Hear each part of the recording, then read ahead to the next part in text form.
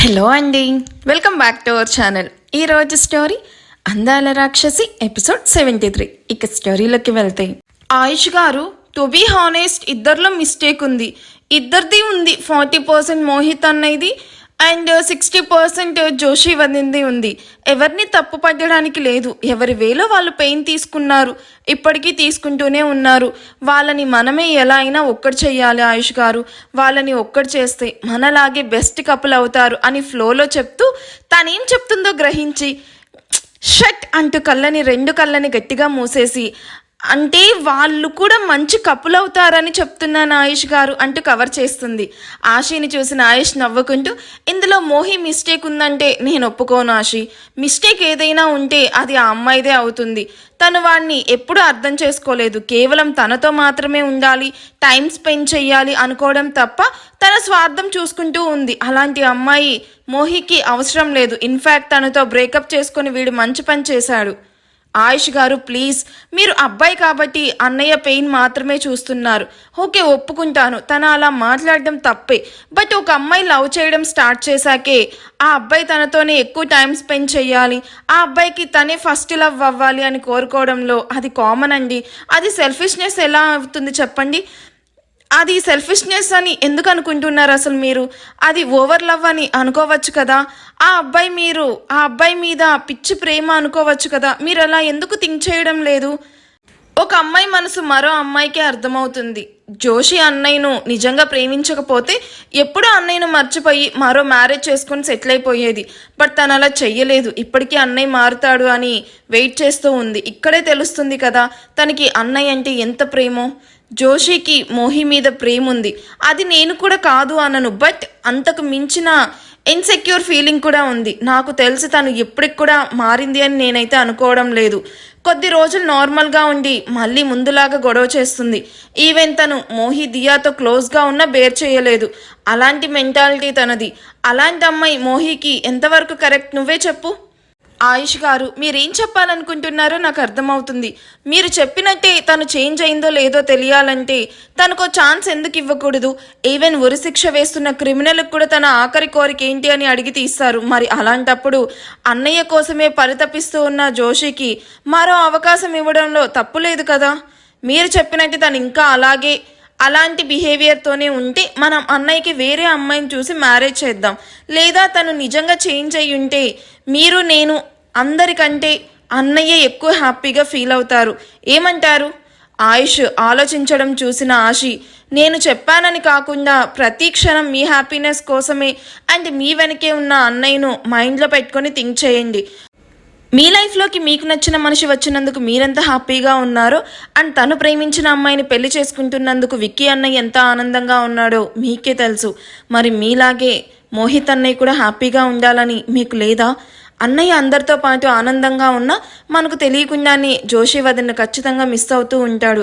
అన్నయ్య హ్యాపీగా ఉండాలి అనుకుంటే మాత్రం జోషి వదనికి ఒక ఛాన్స్ ఇవ్వండి అని చాలాసేపటి నుండి కూర్చొనే ఉండడంతో ఆశి బెడ్ సీటింగ్ పొజిషన్ నుండి స్లీపింగ్ పొజిషన్కి చేంజ్ అయ్యి ఆయుష్ గారు ఒప్పుకోవాలి అని అనుకుంటూనే కాసేపటికి నిద్రలోకి జారుకుంటుంది.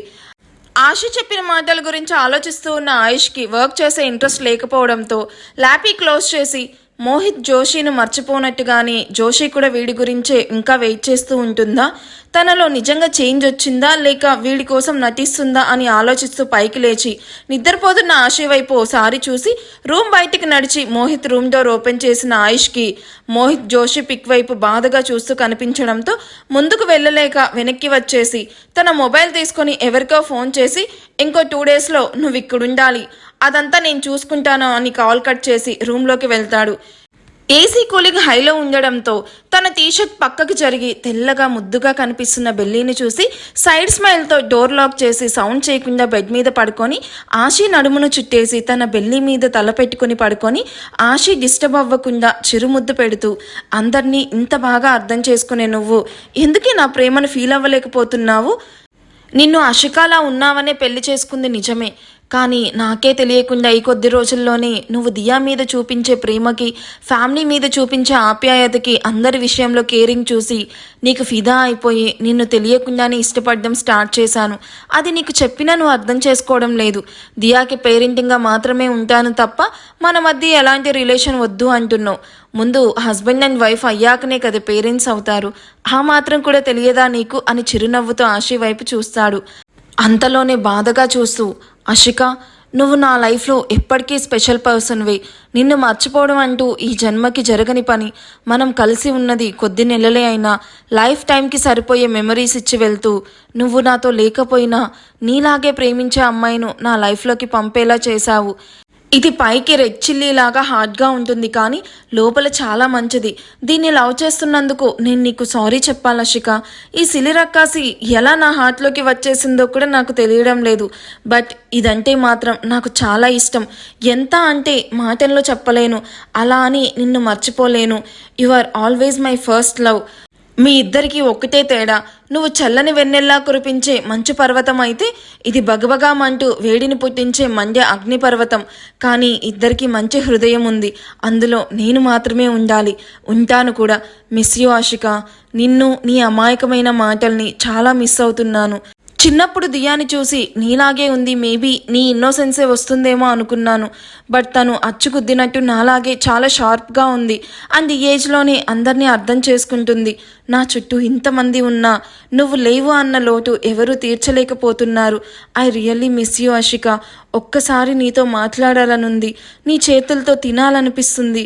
కానీ అది పాసిబుల్ అవ్వదు కదా అని కళ్ళను గట్టిగా మూసి కన్నీళ్లకు స్వేచ్ఛనిస్తాడు. ఆయుష్ ప్రతి మాట ఆ రూమ్లోనే ఉన్న అషిక విని, నువ్వు నన్నెంత ప్రేమిస్తున్నావో నాకు తెలుసా అయ్యు. నీతో మాట్లాడే అవకాశం ఉంటే నేను ఖచ్చితంగా మిస్ అవ్వను. ఎందుకంటే నాకు అందరికంటే నువ్వే ఇంపార్టెంట్. నేను లేకపోయినా నీకు తోడు కావాలి అని ఆశీని నిన్ను కలిపాను. అలాగే మీ ఇద్దరిని ఒక్కటి చేసే మీకు దూరంగా వెళ్ళిపోతాను. అంతకంటే ముందు నీకు ప్రణవి చేయబోయే ప్లాన్ గురించి చెప్పాలి అనుకుంటూ ఆయుష్ పక్కనే కూర్చొని ఆయుష్ తల నిమురుతూ, నేను నీకు దూరంగా వెళ్ళాని ఎందుకు అనుకుంటున్నావాయు? నేను త్వరలోనే నీ దగ్గరికి వచ్చేస్తాను. అది కూడా నీ పాపలాగే, సరేనా? ఇంకెప్పుడు నన్ను తలుచుకొని డౌన్ అవ్వకు అని ఆయుష్ నుదితేన ముద్దు పెడుతూ ఆశీ వైపు చూస్తూ, ఆయుని నాకంటే నువ్వే ఎక్కువ ప్రేమిస్తావు. ఆ నమ్మకం నాకుంది. నువ్వు ఆయు హ్యాపీగా ఉండాలి అని ఆశి నుదిటిన చేయి పెడుతుంది.